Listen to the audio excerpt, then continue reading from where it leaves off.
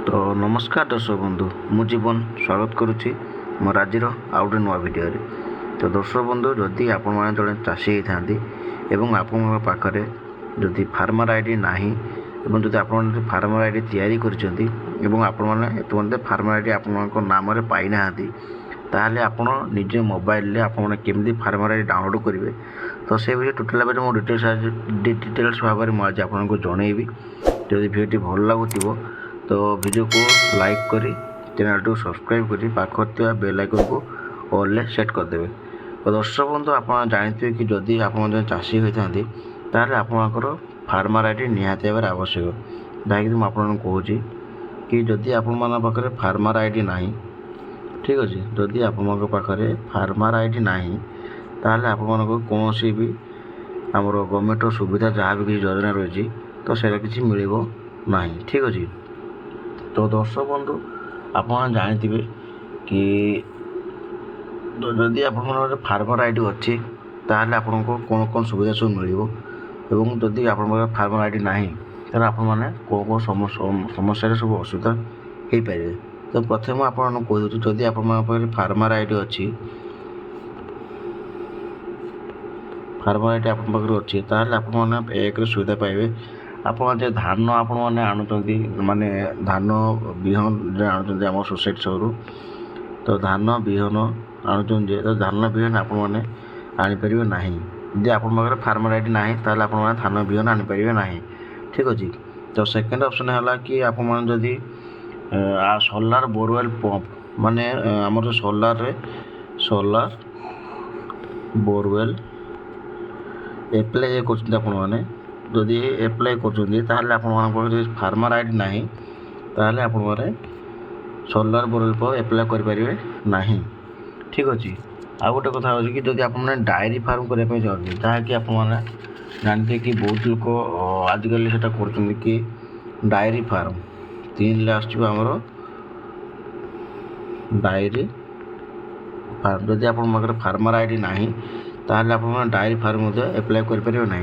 तो मु जो 3टा ऑप्शन आपको कहली तापर चतुर्थ ऑप्शन हूँ आप मेन टॉपिक जहाँकि आपण कम पैसा रे बेसी इनकम करें जहाँकि 4 नंबर हूँ आपंकर कुकुड़ा चाष ठीक अच्छे। कुकुड़ा चाष जहाँकि समस्ते करने चेष्टा करते जदि आप कुकुड़ा चाष करने चाहूँगी ताहले आपण पाखे फार्मर आईडी ना ठीक अच्छे ताहले आपण ये सब लाभ किसी उठी पारे ना। जहाँकि ये सब जो टॉपिक गुड़ा मुझे कहली धान हो कि सोलार पंप कि छेली चाष कि कुकुड़ा चाष जहाँ भी किसी आप तो ये सब जो फार्मर आईडी आप अच्छी ताहले आपण पाखे ये सब जिनस आपने एप्लाई करी सरकार जहाँ भी किसी योजना रही है जहाँ भी किसी बेनिफिट रही आपड़ लाभ उठी पारे। जदि से सब आप किसी ना ताहले आपने से सब लाभ उठी पारे ना। तो चलो तो मुझे आज आपको कहूँ कि आपण फार्मर आईडी हजि आप डाउनलोड करने चाहूँगी ताहले आपने केमती डाउनलोड करेंगे निज निज मोबाइल से मुझे देखा आप भल भाव देखूँ। तो केमती कौन लगे किसी एमती किसी नुआ ना किसी प्रोब्लेम थाए कि आपको किसी असुविधा होता है आप कमेंट मध्यम जनइबे जहाँकि मुझे चेष्टा करी कि आपंकर जिन सल्व करने ठीक अच्छे। जहाँ भी किसी प्रोब्लेम थाए आप विषय जानापी आप कमेंट मध्यम निहती जनातु मुझे चेष्टा करूँ आपको से जिन सब सल्व करने। तो चलते आपको देखा। तो दर्शक बंधु आपने देखिपे कि मुझे आज पोर्टाल आसी पहुँची जो पोर्टाल कि आप फार्मर आईडी स्टाटस आप चेक करेंगे फार्मर लिस्ट आप देखिपारे और आप फार्मर आईडी रजिस्ट्रेशन जहाँ भी आप तो आपने फार्मर रजिस्ट्रेशन करेंगे ठीक अच्छे। तो जेहेतु आम अभी जाना कि आमर फार्मर आईडी आप डाउनलोड केमती करेंगे मोबाइल से भी टोटाल डिटेल्स मुझे जनाऊँ। तो देखते ये आपको लिखाई डिस्ट्रिक्ट ब्लॉक ग्राम पंचायत विलेज स्टाटस एवं वेरिफिकेशन कोड ठीक अच्छे। टोटाल भाव में मुझे फिलअप कर तो फिलअप करके आपको जनाऊँ। तो Baleshwar block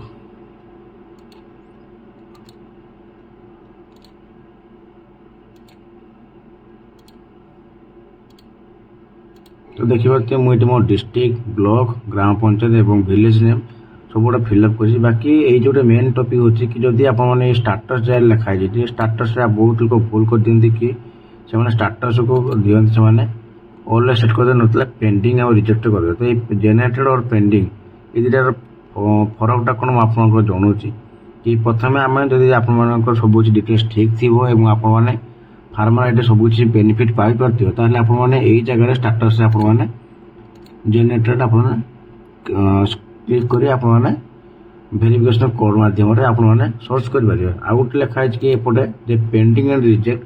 pending and reject ମାନେ ହେଉଛି କି ଯେଉଁମାନଙ୍କର ଜିନିଷ ମାନେ ଯାହାର ଆକାଉଣ୍ଟରେ ଆପଣମାନଙ୍କର ନେମ୍ ମିଷ୍ଟେକ୍ ଥିବ କିମ୍ବା ଆଧାର କାର୍ଡ଼ ସହିତ ଆକାଉଣ୍ଟ ଆପଣଙ୍କର ଭୁଲଭାଲ ଥିବ କି ଆଧାର କାର୍ଡ଼ ସହିତ ଆପଣଙ୍କର voter I D card match ଖାଉନଥିବ ତାହେଲେ ସେଟା ହେଉଛି ଆପଣଙ୍କର ପେଣ୍ଡିଂ ଆଉ ରିଜେକ୍ଟରେ ଆପଣମାନେ ସେଟାକୁ ପାଇଯିବେ।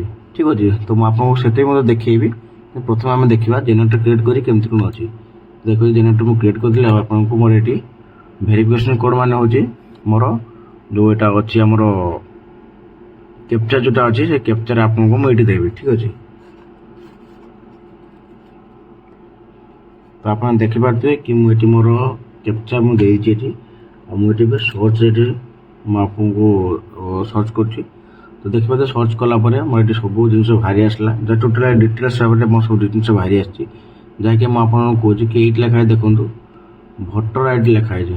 ଠିକ୍ ଅଛି, ଏଇ ଦେଖନ୍ତୁ ଭୋଟର ଆଇ ଡି ଲେଖା ହେଇଛି ଏବଂ ଆପଣଙ୍କର ଫାର୍ମର ଆଇ ଡି ଏଇଠି ଅଛି।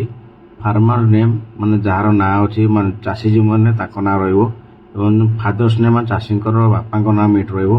ଭିଲେଜ ନେମ୍ ମାନେ କେଉଁ ଜାଗାରେ ଆପଣମାନେ ଗାଁଟା କ'ଣ ରହିଛି ଆପଣ କେଉଁ କ୍ୟାଟେଗୋରୀରେ ଅଛନ୍ତି ତ ସେଇଟା ହେଉଛି ଆପଣଙ୍କୁ ସେଇଟା ଶୋ କରିଦେବ। ଆପଣଙ୍କ ଜେଣ୍ଡର କ'ଣ ସେଇଟା ଟୋଟାଲ୍ ଶୋ କରିଦେବ। ଠିକ୍ ଅଛି, ତ ଯେହେତୁ ମାନେ ଫାର୍ମର ଆଇ ଡି ୟୁଟ୍ୟୁବରେ ଦେଇହେବନି ତ ସେଇଟା ବି ମୁଁ ଏଟାକୁ ବୋର୍ କରିଦେବି।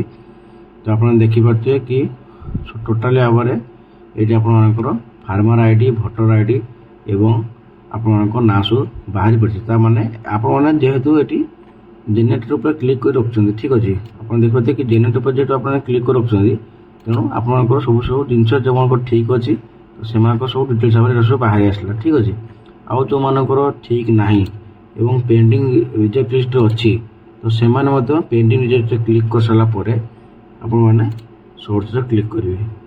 ଏତିକି ଯେଉଁ ଲୋକଙ୍କର ଆପଣଙ୍କର ପେଣ୍ଡିଂରେ ଅଛି ଯାହାକି ମୁଁ ଆପଣଙ୍କୁ ଜୁମ୍ କରି ଦେଖାଇ ଦେଉଛି। ଦେଖନ୍ତୁ ଏଇଠି ଯେଉଁମାନଙ୍କର ରିଜେକ୍ଟ ରିଜିନ୍ ମାନେ ଯେଉଁମାନଙ୍କର ରିଜେକ୍ଟ ହେଇଛି ତ ତା ରିଜିନ୍ଟା କ'ଣ ସେଇଠି ଦେଖାଇ ଦେଇଛି ଟୋଟାଲ୍ ଭାବରେ କି ଯେଉଁମାନଙ୍କର ଆକାଉଣ୍ଟ ହୋଲ୍ଡର ନେମ୍ ମିସ୍ମ୍ୟାଚ୍ ଯେଉଁଟା ମୁଁ ଆପଣଙ୍କୁ କହୁଥିଲି କି ଯେଉଁମାନଙ୍କର ଆକାଉଣ୍ଟ ହୋଲ୍ଡର ଅଛି ତ ସେମାନଙ୍କର ମିସ୍ମ୍ୟାଚ୍ ଯେଉଁମାନଙ୍କର ଆକାଉଣ୍ଟ ହୋଲ୍ଡର ମିସ୍ମ୍ୟାଚ୍ ହେଇଛି ମାନେ ଯାହାକି ଆମର ଆପଣ ଯେମିତି କି ନେମ୍ କିମ୍ବା ଡେଟ୍ ଅଫ୍ ବାର୍ଥ କିମ୍ବା ଆକାଉଣ୍ଟ ହୋଲ୍ଡର ସହିତ ଆଧାର କାର୍ଡ଼ ମିସ୍ମ୍ୟାଚ୍ କରୁଥିବ ତ ସେଇଟା ଆପଣଙ୍କର ଏଇଠି ଆକାଉଣ୍ଟ ହୋଲ୍ଡର ଲେଖିଦେଇଛି। ଠିକ୍ ଅଛି, ଆଉ ଗୋଟେ ଲେଖା ଦେଖନ୍ତୁ ଏଠି ଲେଖା ଅଛି କି account number invalid pending at AO for account operation ମାନେ ଆକାଉଣ୍ଟ ନମ୍ବର ଆପଣଙ୍କର ଇନଭ୍ୟାଲିଡ୍ ଅଛି ତ ସେଇଥିପାଇଁ ଆପଣଙ୍କର ରିଜେକ୍ଟ ହେଇଛି। ଠିକ୍ ଅଛି, ତ ଏଇଟା ମଧ୍ୟ ସେମିତି ଲେଖା ଅଛି ସେମ୍ ଆକାଉଣ୍ଟ ନମ୍ବର ହେଇଛି invalid pending at AO for account operation ସେଟା ବି ସେମ୍ ଲେଖା ହେଇଛି। ଆଉ ଗୋଟେ ଲେଖା ଅଛି ଆକାଉଣ୍ଟ ହୋଲ୍ଡର ନମ୍ବର ମିସ୍ମ୍ୟାଚ୍। ଠିକ୍ ଅଛି, ତ ମୁଁ ଆପଣଙ୍କୁ ଜଣାଇ ଦେଉଛି କି ଯେଉଁମାନଙ୍କର ଆକାଉଣ୍ଟ ହୋଲ୍ଡର ମିସ୍ମ୍ୟାଚ୍ ଅଛି ଏବଂ ଯେଉଁମାନଙ୍କର ଆକାଉଣ୍ଟ ଇନଭ୍ୟାଲିଡ୍ ଅଛି ତ ପ୍ରଥମେ ସେମାନେ କ'ଣ କରିବେ ନା ତ ଯେଉଁମାନଙ୍କର ମିସ୍ମ୍ୟାଚ୍ ଅଛି ସେଇଟା ମୁଁ ଆପଣଙ୍କୁ ଜଣାଉଛି ଯଦି ଆପଣଙ୍କ ପାଖରେ ଆଧାର କାର୍ଡ଼ ଥିବ ମାନେ Aadhaar card plus bank account plus voter card. ଠିକ୍ ଅଛି, ତ ଆପଣଙ୍କ ଏଇ ଯେ ତିନିଟା ଅଛି କି ଆଧାର କାର୍ଡ଼ ବ୍ୟାଙ୍କ ଏବଂ ଭୋଟର କାର୍ଡ଼ ଏ ତିନିଟା ନେମ୍ ଯେମିତି ପୁରା ମାନେ ପୁରା ମ୍ୟାଚ୍ ଖାଉଥିବ ଆପଣଙ୍କର। ଠିକ୍ ଅଛି, ମାନେ ଆପଣଙ୍କର ପ୍ରଥମ ହେଉଛି ନେମ୍ ଡେଟ୍ ଅଫ୍ ବାର୍ଥ ଏଇ ଦୁଇଟା ମେନ୍ ଟପିକ୍ ମେନ୍ ଏଇଥିରେ ଆପଣଙ୍କର ଯଦି ମ୍ୟାଚ୍ ଖାଉଥିବ ଠିକ୍ ଅଛି ତାହେଲେ ଆପଣମାନଙ୍କର କିଛି ବି ଅସୁବିଧା ହେବ ନାହିଁ।